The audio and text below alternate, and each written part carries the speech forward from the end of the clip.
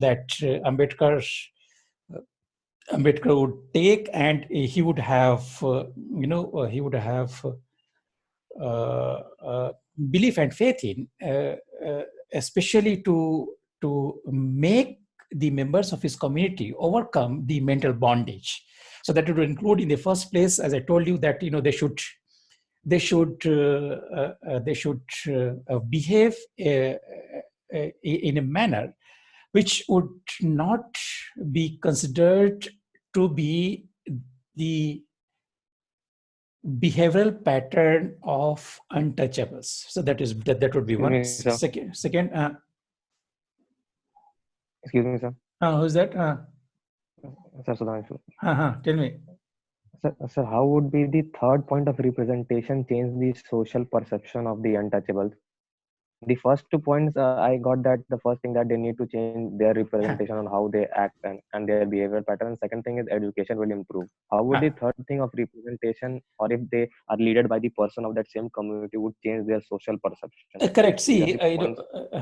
correct. See, I have mentioned a few issues related to this, right?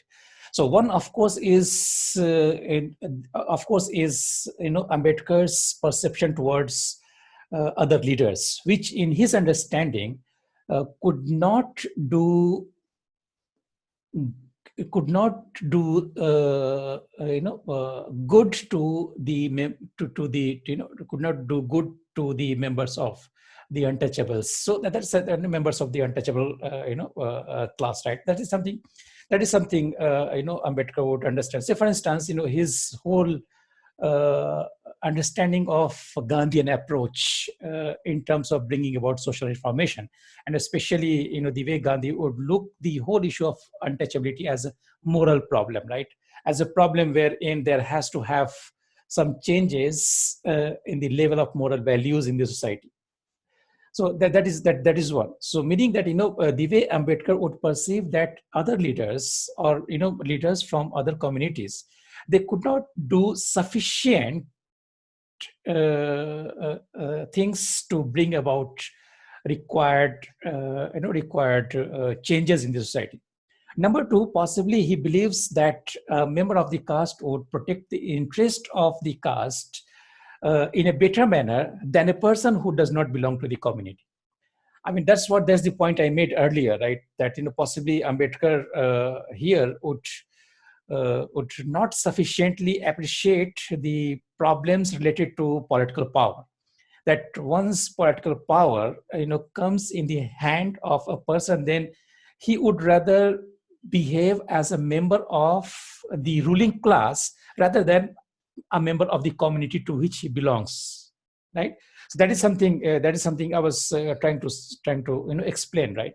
But what Ambedkar would view, number one, that since only an untouchable could understand the sufferings of an untouchable, so that is where a person from among the community should be its leader. And number two, in his understanding, only a member of the community can take interest of the community as a whole when compared to other leaders, which in his understanding may possibly would not look after the interest of the community to the same extent and in a manner which possibly a member of the community can do, right?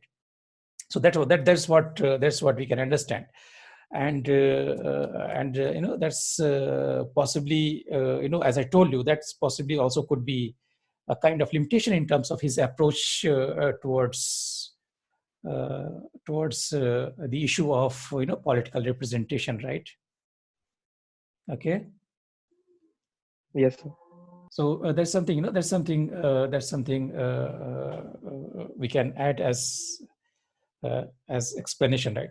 Now, next thing Ambedkar would emphasize that as far as the state is concerned, the state has to play an important role in the whole process. And this is again linked to the point from where I started, meaning that Ambedkar would understand that as far as the policies and programs were concerned, they were supposed to be executed by the state. So execution depends on the state. And especially the policies and programs should be so drafted and should be so executed that it would take care of the interest of the depressed classes. So since there would be sufficient, adequate, and effective representation of the depressed classes in legislative bodies, and through the means of legislation, certain social reformation or certain social changes can be brought about, but only the state can ensure that it happens. Execution of the law eventually would depend upon the state, right? So that is where he would expect the state to play an important role in terms of ensuring that the policies and programs, and especially in the interest of the depressed classes, they are executed, right? So that's where he would expect the state to undertake certain activities like ensuring education to all, like bringing in policies and programs which would be for the general welfare, especially for the depressed classes. The state would ensure that the depressed classes, they have adequate representation, not only in legislative bodies but also in government services, in educational institutions. So as far as overall upliftment of the depressed classes was concerned, in his understanding, state could play an effective and important role. So state has to be a welfare state, and especially with objectives to work towards the upliftment of the members of the depressed classes. Now, finally, Ambedkar would have something to say that, and how Ambedkar would have to say something on how the overall discrimination, in the caste structure of Hindus can be addressed. Now, the 2 points that I made earlier, that why Ambedkar would understand that this caste structure was discriminatory. So first of all, he would consider it to be based on inequality, right? So number one, and number two, and that is where Ambedkar would come up with his prescription as well, that how the whole thing can be changed. So that is where he would understand that as far as the priestly class was concerned, priestly class in his understanding was possibly playing the role of sustaining this relationship of inequality.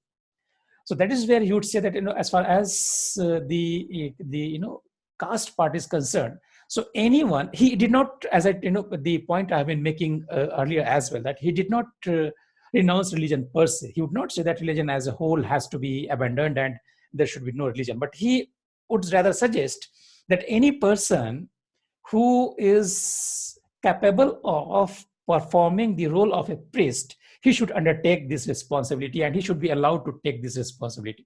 Meaning that the point he is trying to emphasize upon, that as far as the priesthood is concerned, priesthood should not be constrained by hereditary, right? So, there should not be any hereditary priesthood.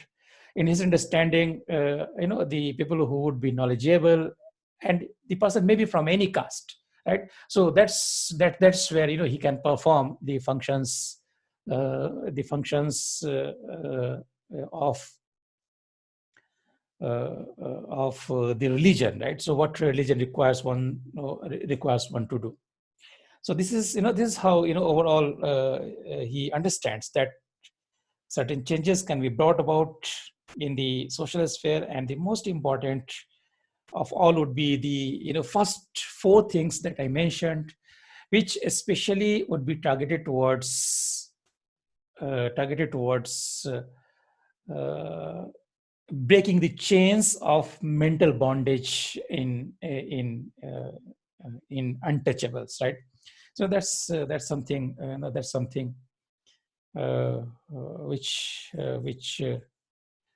brings us to conclude as far as Ambedkar's whole approach towards towards the methods and prescriptions which would bring about changes in the relationship between the members of the society, and wherein possibly the members would have a status of equality that would be based not on an individual's birth in a particular community or society, rather than that would be based on how an individual has developed himself over the period of time, and especially by getting educated, especially by adopting certain values which would be important for the equal treatment to all in the society, right? So that is something, we can keep in mind, and that's where we can conclude our discussions, on Ambedkar.